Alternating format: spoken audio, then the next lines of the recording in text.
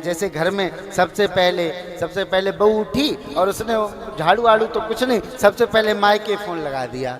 Mummy उठ गई या उधर मम्मी उठी तो उन्होंने बेटी को लगा दिया, बिटिया उठ गई जरा वीडियो कॉल करियो। क्यों? चाय बन गई। देखो, ब्याह होने के बाद मेरा निवेदन, व्यासपीठ निवेदन करती है, यदि आपने बेटी का विवाह कर दिया है तो विवाह करने के बाद आपको उसके जीवन में ज़्यादा हस्तक्षेप करने की आवश्यकता नहीं है। और यदि आपने ज़्यादा हस्तक्षेप विवाह के बाद बेटी के जीवन में किया तो बेटी का घर टूटने से कोई माई का लाल बचाने वाला नहीं है। अरे जैसे दही जमाते हैं, दही जमाने की प्रक्रिया तो सबको मालूम है। दूध में जामन लगाते हैं और जामन लगाने के बाद एक निश्चित समय के लिए उसको ढक करके रख देते हैं। अच्छा, उसको निश्चित समय के लिए ढक करके ना रखा जाए, दही में जामन डालने के बाद बार बार जा करके उंगली करके देखते रहो कि ये जमा कि नहीं जमा, जमा कि नहीं जमा, तो दूध कभी दही बनने वाला नहीं। मेरा निवेदन, आप टेक्नोलॉजी का सदुपयोग करिए, ज़्यादा दुरुपयोग नहीं।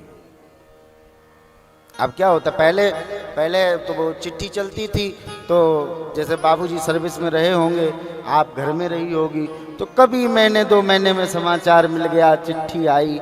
इधर हो सकता है घर परिवार में कोई समस्या बनी और आपने इधर वो समस्या चुपके से चिट्ठी में लिखी, और जब तक चिट्ठी पहुंची तब तक इधर सब मंगल होने लगा।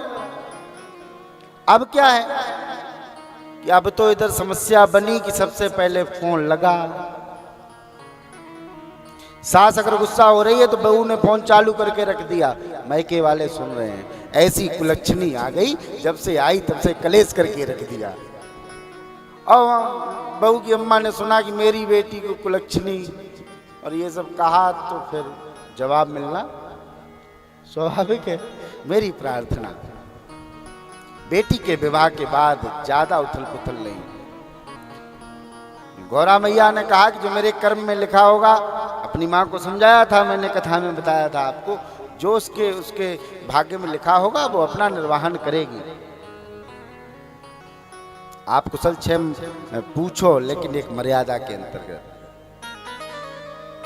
आजकल तो ये दहेज की प्रथा के लिए कल मैं इसीलिए निवेदन कर रहा था, जो लोग दहेज की ज़्यादा डिमांड करते हैं, माँ बाप कर्जा अर्जा लेकर के दे तो देते, लेकिन बाद में ये सोचते हैं कि हमने 20 लाख दिए इसलिए नहीं दिए कि सुबह से बेटी झाड़ू लगाएगी। समस्याएं वहीं से पैदा हो जाती हैं। इसलिए जीवन में प्रेम के साथ मंगलमय जीवन तभी होगा जब एक दूसरे के प्रति आपका समर्पण होगा, आपका विश्वास होगा, आपकी निष्ठा होगी।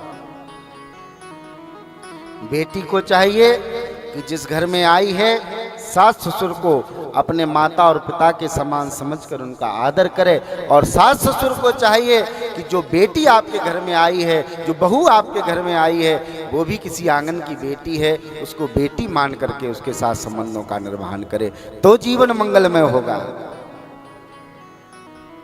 वो पहले एक सीरियल आता था स्टार प्लस पे, क्योंकि सास भी कभी बहू थी, तो सास को ये सोच लेना चाहिए कि हम भी कभी बहू थी, जीवन में मंगल होगा।